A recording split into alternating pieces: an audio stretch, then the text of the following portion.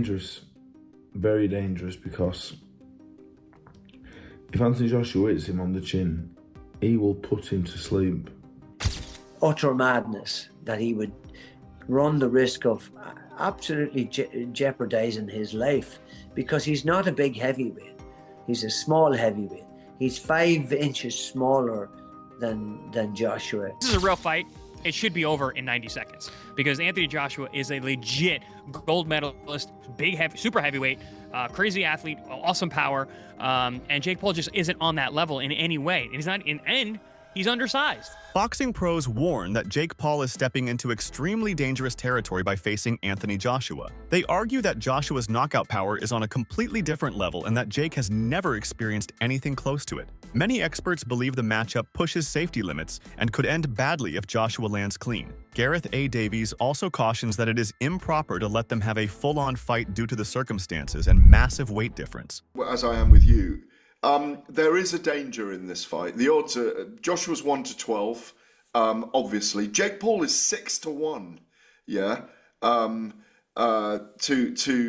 win this fight in a 2-horse race in which this is a guy who lost to Tommy Fury, Tyson Fury's brother, in an 8-round fight. Who, for me, I wrote that it would damage his legacy a week ago. It will damage his legacy for several reasons. If the Deontay Wilder fight never emerges, which it looks like it isn't, I've been calling for that fight for ages. If those two got in a ring together, it's still a massive fight. It's a dangerous fight to sanction, in my view. It sets the wrong precedent. It is 10-ounce gloves. It is a boxing match. It's not an exhibition. This isn't a 58-year-old Mike Tyson. This is one of the most dangerous finishers in the world, who is probably 5 levels above Jake Paul and a weight division above him.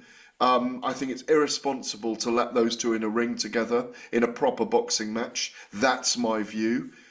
It doesn't damage his bank balance, but if he earns $70 million for this. Barry McGuigan's explosive criticism captures the fear many seasoned boxers feel when they imagine Jake Paul standing across the ring from Anthony Joshua. McGuigan spent decades around heavy hitters and understands how power changes everything once the first punch lands. He argues that Jake is stepping into something far beyond entertainment, far beyond influencer boxing, and far beyond the level where athletic confidence can save someone. Joshua's knockout power is not theoretical. It is proven against men much bigger, stronger, and more experienced than Jake. McGuigan highlights that Jake is still essentially a light heavyweight and has never fought anyone whose natural weight, reach, and punch damage compare remotely to Joshua. It's a freak show. Some people are saying, AJ's grabbing the bag. There's nothing wrong with that, because anybody else, if they got offered that kind of money, they would do it. So. Yep. And some people are suggesting he might damage his legacy. Where do you sit with the decision of him taking that fight? And it's a professional 8-round fight as well. Yes, it's a highly dangerous fight for Jake Paul. I don't know what he's doing, unless they have done some sort of caveat or some sort of agreement that he says he's going to go easy on him, or he's not going to go flat out. But, I've been tossing this up and down in my mind and trying to figure how, and under God, when he had agreed to fight someone like Tank Davis, who is, several divisions below him, that's more like what Jake Paul does. And then he goes from there to fighting Anthony Joshua. I mean, just look at what happened to Francis Ngannou, who's a big, athletic, tough guy and had gone 12 rounds with Tyson Fury and given him a real ding-dong. And then he gets absolutely obliterated in a round and a half against Joshua. That shows you, despite the fact that he's been knocked out since by Daniel Dubois, who could knock out anybody, by the way, in any weight division or in any era of the heavyweight division. He's such a powerful guy. He could knock anybody out if he hits them properly. But it just seems utter madness. And utter madness. From his perspective, Jake is not walking into a competitive match, but into a collision with a fighter built to demolish top-tier heavyweights. The size gap is only part of the risk. The level of punching intelligence, timing, and destructive force Joshua delivers through short shots, uppercuts, and counters is something Jake has never even trained against. McGuigan's frustration comes from watching people downplay the danger, as if the ring suddenly becomes safe because Jake has social media confidence or previous wins. For him, this matchup is less about hype and more about human vulnerability against a true heavyweight force. An agreement of some kind where he says, I won't go hard on him. Or I'll go easy, or I'll spar with him for 8 rounds, because it's just so ridiculous. I mean, if Joshua hits him properly, he'll knock him unconscious, and if he knocks him unconscious and he gets a bleed in his brain and he ends up with a subdural hematoma and goes to hospital and is in dire straits, where does that leave boxing? That puts us in a very, very awkward spot. So it's hard not to believe that they've got some sort of caveat, some sort of agreement whereby, I mean, most heavyweights box with 10-ounce gloves or sometimes 12-ounce gloves. Dave Allen's perspective focuses less on hype and more on historical patterns from Jake Paul's previous fights. He notes that Jake has built his boxing record through matchups where both sides walked away financially satisfied and physically safe. The environment was controlled, the matchmaking was strategic, and the danger level was carefully moderated. But Allen believes this scenario is entirely different because Anthony Joshua is not a celebrity boxer, nor a retired athlete, nor a cruiserweight playing along for a paycheck. Joshua is an active heavyweight with a championship pedigree, knockout victories over elite opponents, and a history of finishing fights with brutal efficiency. Allen warns that if Joshua chooses to fight Jake with even half the intensity he uses against professional rivals, the result will not resemble Jake's previous controlled bouts. The danger here is not just a knockout. It is the potential impact of heavyweight force on a fighter whose body has never absorbed anything close to that magnitude. Allen also points out that even sparring with heavyweights does not prepare someone for the real fight environment, where punches come without warning, without pulling back, and with full commitment. For Jake, stepping in with Joshua is stepping into real heavyweight warfare, not a promotion-friendly crossover event. Fella. But he couldn't beat Tommy. Could he win the area lightweight title? I'm not sure. Don't know who the champion is. If I had a look, I could tell you, but I'm not sure. He then boxes Nate Diaz. So he's boxed 1 boxer so far, if we're keeping count, and he's beat none. Then he boxes Andre August, who I believe was a pro, and this is now at 14-3, so he's now actually a cruiserweight. Andre August, I'm not sure. Ryan Borland, 17-2. Again, I'm not sure. But fair play, he's beat 2 boxers here. Beat 2 boxers, what can I say? He then fights Mike Perry, who is an MMA fighter, bare knuckle boxer. He's not a glove boxer. He then fights Mike Tyson, which was an exhibition, weren't it, really, for all intents and purposes. Now, the big jump here is in 4 months, he's put on 2 stone. So he's put on 2 stone in 4 months. He then boxed Julio Cesar Chavez, and he's now lost 2 stone. He's back down at 14-3, and he beat Chavez, who is a boxer, but has been shot to bits for the last 10 years. So, as far as Jake Paul goes, I don't mind Jake Paul. I don't really know what he does or what he is and what he's achieved in boxing.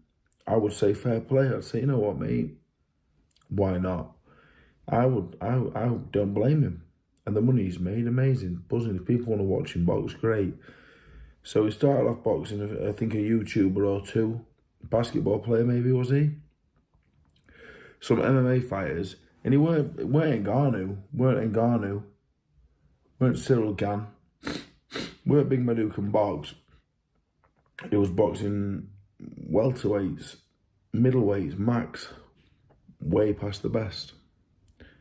But that's also fine because it's an entertainment game and it's okay. That's fine. Loses to Tommy, fights a few pro boxers, he then fights Mike Tyson, which was a professional contest, but for all intents and purposes, a bit of an exhibition because To be fair to Jake Paul, he could have flattened Mike Tyson at any time. People say Mike Tyson held him up, he held back. If anyone was holding back, it was Jake Paul. Jake Paul could have flattened him. Some analysts argue that the danger is not limited to Jake. Anthony Joshua also carries a significant risk entering this matchup. They stress that if Joshua wins but does not dominate flawlessly, the victory may be interpreted as a stain rather than an achievement. For a fighter of his status, reputation is shaped by how decisively he beats opponents, not simply that he wins. If Jake lands even one clean punch, critics could weaponize it as evidence that Joshua is slipping or losing sharpness. They explain that if Joshua wins but does not dominate clearly, the victory may be interpreted as a negative rather than a positive. They add that if the fight becomes messy or unexpectedly competitive, Joshua could face embarrassment that cascades into public doubt, especially given the unpredictability of boxing. Even a lucky shot from Jake could create viral headlines that overshadow Joshua's entire career narrative. This is why some experts insist that this matchup paradoxically traps Joshua as much as Jake, forcing him into a high-stakes situation with minimal reward and tremendous image-based risk. The fight may look simple on paper, but reputational pressure makes it more dangerous than many fans realize. It's immense risk for Joshua is because even if Joshua wins this fight, it has to be perfect. There cannot be a moment of hesitation from Anthony Joshua. He can't look mentally shot. He can't take a punch, really. If he takes a big punch from Jake Paul, if he gets hurt in any way by Jake Paul, if he doesn't absolutely ice Jake Paul within a few rounds of this 8-round scheduled bout, well, then it really affects his credibility. All the things that have ever been said about him, he's a hype job, he's been coddled. He didn't really want to fight Deontay Wilder when they were both in their prime. He's just a big bodybuilder, as Tyson Fury loves to put it. Anyone who's ever doubted him will have absolute ability to do so. And so the fact that this is actually a sanctioned fight, it tells me that Anthony Joshua cannot be going in there or will not go in there and try to carry Jake Paul. Otherwise, it might as well just be an exhibition. If he does go in there and carry Jake Paul, my fear for him is that most people will not be aware that that's what he's doing. Reputationally, it would just cause serious damage. And like I say, I think the only way he comes out of this unscathed, reputationally, is by going in there and securing a clean knockout. Anthony Joshua can't do anything to boost how people view him as a boxer in this fight. All it can do is damage him unless he's punch perfect. He's fighting someone who realistically has nothing to lose and absolutely everything to gain. And that in itself can be dangerous. It can be risky. And given that Jake Paul has achieved so little, given that Anthony Joshua wants to remain relevant and credible, so it seems, because he has a couple of potentially big fights left, especially against Tyson Fury, why is he doing this? He doesn't want to jeopardize that, surely. Well, I can tell you exactly how I think he has rationalized this in his mind. The first thing is that he's going to get paid an absolute shed load of money. Around 50 million is what we're hearing. I've heard 50 million pounds, 50 million USD, but whatever happens, it's a significant amount of cash. Possibly will be one of his highest ever career paydays, possibly similar to what he'd make for a Tyson Fury fight. But for what? Like 1% of the risk? I don't know. I don't know how to put it in numerical form, but it's not difficult for him. Chris Algieri's viewpoint anchors itself in the performance patterns Joshua has displayed throughout his career. He explains that Joshua has consistently delivered exactly what was expected based on his opponent's skill level and tactical threat. When fans predicted early destruction, Joshua often delivered early destruction. When they expected measured control, he produced controlled technical victories. Algieri argues that this track record is why so many believe Joshua could finish Jake Paul in 90 seconds if he chooses to press the action immediately. From this perspective, if such an outcome does not occur, the credibility of the event will be questioned. Damages his reputation as an elite heavyweight. Do you understand the analogy I'm getting to, Chris? Yeah, and I agree. And but listen, Joshua's done this already. He fought a guy that he was supposed to destroy, right? And then he went out there and he destroyed him. And he didn't play with his food. Yep. He didn't say, okay, it was Ngannou I'm talking about, obviously. Of course. Who gave Tyson Fury fits and really had everyone questioning Tyson Fury's ability because he struggled with an MMA fighter in his pro boxing debut. Anthony Joshua didn't do that. He went out there and did what we all expected Tyson Fury to do, and completely wiped the floor with the guy. And if Joshua doesn't do that this fight, I agree with you, Jimmy. It's going to hurt his stock. It's going to hurt the way that people perceive him moving forward.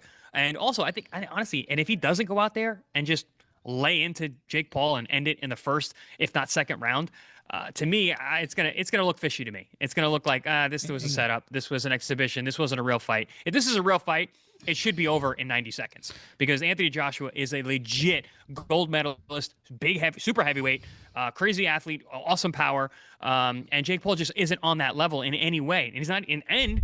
He's undersized. He warns that anything short of a dominant first-round finish will lead many to suspect that something behind the scenes influenced the pacing or intensity. This belief comes from understanding how massive the skill gap is between a lifelong heavyweight champion and someone who has only a handful of professional fights. Algieri emphasizes that Joshua's punching mechanics, ring generalship, and ability to create openings rapidly make him a nightmare matchup for anyone below heavyweight. Therefore, if the fight stretches beyond expectations, critics may argue the bout is orchestrated or softened, placing enormous scrutiny on Joshua's choices and performance. Video for Mr. Jake Paul saying that we're running away from him. We're not, mate. We're not running from you. You know, we offered to box you right next door to you, Canada. Canada. Anywhere in Canada, because we can't get to America, and you knew we couldn't get there. Offering 15 million. Stand on to your offer. For 15 million, we'll box you anywhere in the world. But I know it ain't going to happen because you're not a stand-on man, are you? Because we've had this way before. Did we or not bet you $3 million on national TV in front of the world's media? And what did you do? You welched. You didn't pay. You give us a middle finger. Like your other mate, KSI, he bet me £200,000 in front of the world's media. He never paid. So really, Jake, we can't take your word for nothing, can we? Because what you do, you tread where the grass is low, my old pal, saying that you may have offered $15 million, but you knew full well we can't get into the United States of America. And we did offer to box you next door in Canada. Phone went quiet by you and your manager. But listen, mate, what you say I take with a pinch of salt, my friend, because I told you, put it all in writing, send it to our lawyer. Within 10 weeks, we can be there in the ring with you anywhere in the world except America. But like I say, you say things you don't stand on, do you? £3 million quid. You know, we said, okay, we'll bet. Deal done. Shook hands with me in front of the world's media. You didn't pay, mate. So you offering this and offering that don't mean squat diddly, does it? You or your other mate. In my word, mate, I tell you the truth, mate. Back in the old days, my pal, you'd be called odd pig to a devil, a Welsher, not a man. Can't take your word for no, which you can't anyway. But that's all I'm going to say on it. You want to fight, put your $15 million in writing to our legal team. You can be in the ring with 8 weeks anywhere in the world. That's all I'm going to say to you, mate, except America. You got that loud and clear? But it has to be in writing from people like you because your word's no good. The biggest layer of seriousness comes from the fact that this fight will be a professional contest recorded permanently on the resumes of both fighters. This is not an exhibition, not a sparring showcase, and not a scripted crossover appearance. For Joshua, a professional heavyweight champion, losing to Jake Paul would be viewed as one of the biggest upsets in modern boxing history, overshadowing everything he has built. Even a moment of vulnerability could spark endless debate about whether he is declining. For Jake, the fight carries the pressure of legitimacy as he attempts to transition from celebrity boxing to true professional status. But the weight of the event lands far heavier on Joshua because he cannot afford to risk in a match critics believe he should dominate. Professional bout. This is going on people's records. AJ got to take him serious because this isn't some exhibition. We're running out some judges to act like there's a decision and someone won. No, someone's going to win, someone's going to lose here. It's 8 rounds, 3-minute rounds. Again, heavyweight, pro bout, 10-ounce gloves. AJ talking about breaking internets over faces. I think he meant to say breaking his face on the internet.